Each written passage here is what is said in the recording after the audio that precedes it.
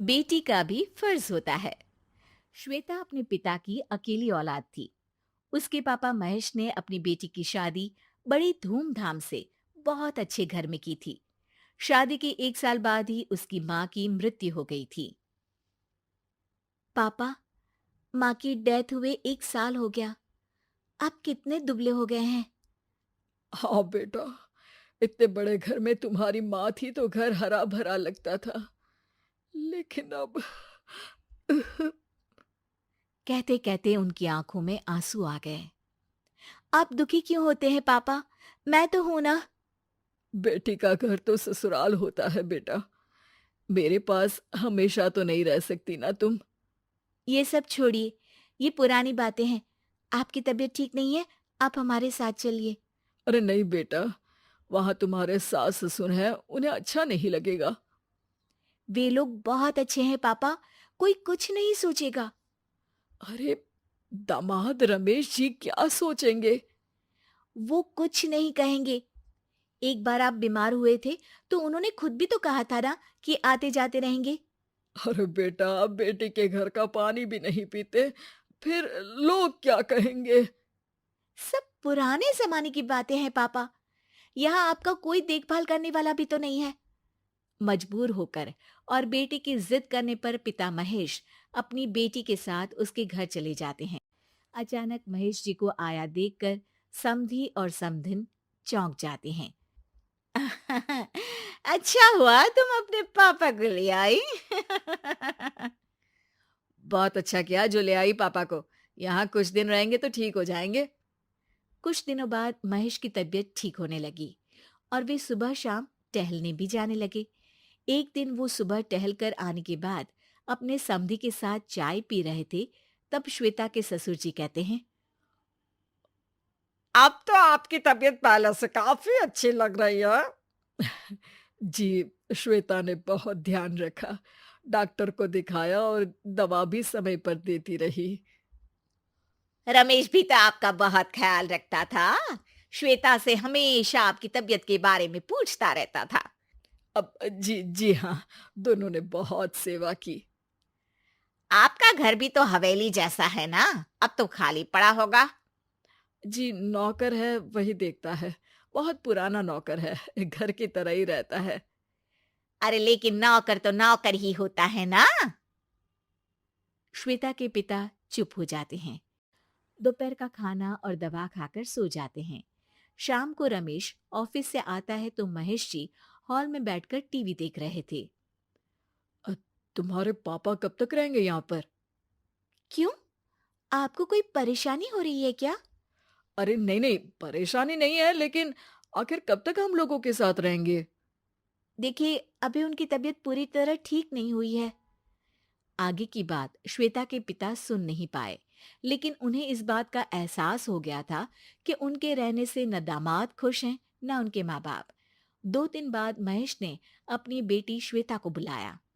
बेटा, अब मेरी तबीयत पहले से बहुत अच्छी हो गई है। अब मैं घर जाना चाहता हूँ। क्यों पापा? यहाँ कोई तकलीफ है क्या?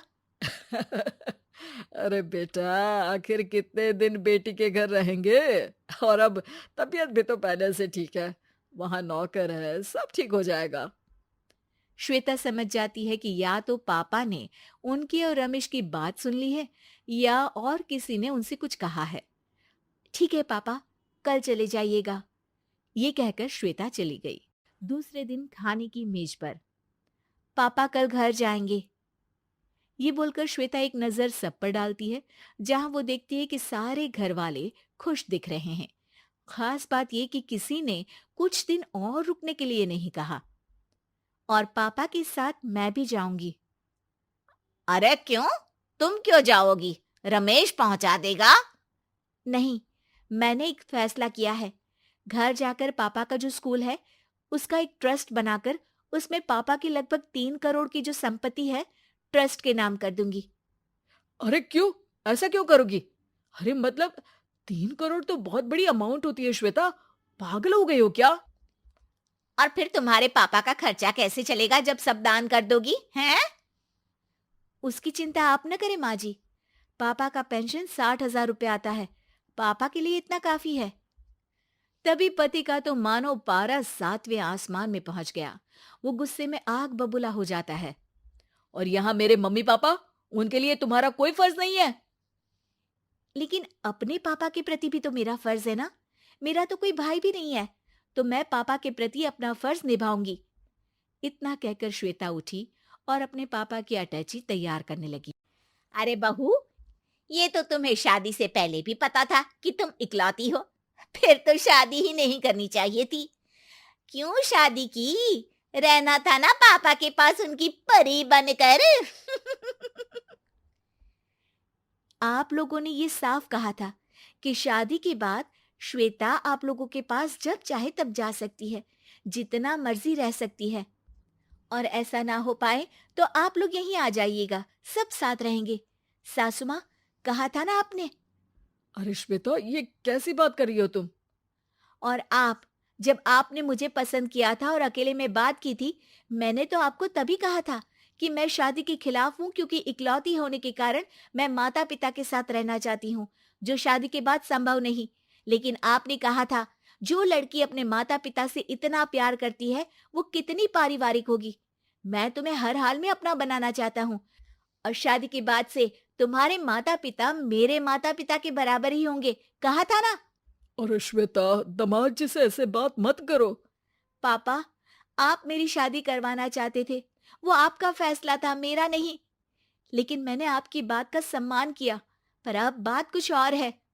ए लड़की, अब जब इतना बड़ा घर, सारी प्रॉपर्टी जिसे देखकर हम लोगों ने हामी भरी थी, वो तू ट्रस्ट को दे देगी तो हमें क्या मिलेगा? उसी को तो देखकर हम लोगों ने तुझे इस घर की बहू बनाया था। सास के मुंह से ये बात सुनकर पिता सन्न रह जाते हैं। वो दामाद की तरफ देखते हैं, जो आंख नीचे करके खड़ा होता है। अब बारी पिता की थी। जितना आप लोगों ने शादी पर मांगा, मैंने उससे बढ़कर दिया। मेरी बेटी का आत्मसम्मान आज मेरे लिए बड़ा है। अगर जिस प्रॉपर्टी को देखकर आप लोगों ने श्वेता को अपनाया था, तो मैंने भी लड़के के गुण देखे थे। श्वेता से उसकी अंडरस्टैंडिंग देखी थी। लेकिन लगता नहीं कि दामाद जी को श्वेता से लगाव है। चलो बेटी। श्वेता का पति उसे जाता हुआ देखकर जोर से चिल्लाता है। रुको पिताजी, मुझे माफ कर दीजिए। मैंने श्वेता से प्यार किया था, ना कि उसके पैसों से। श्वेता का अपने परिवार के प्रति प्यार ही मुझे उसकी ओर खींच लाया था। आज मुझे वही श्वेता दिख रही है जो अपने पिता के लिए खड़ी रहती है। मैं उसके बिना नहीं रह सकता। मुझे माफ कर दीजिए। बस, फिर क्या था। श्वेता के सास ससुर को भी समझ में आ जाता है कि बेटी का फर्ज क्या होता है।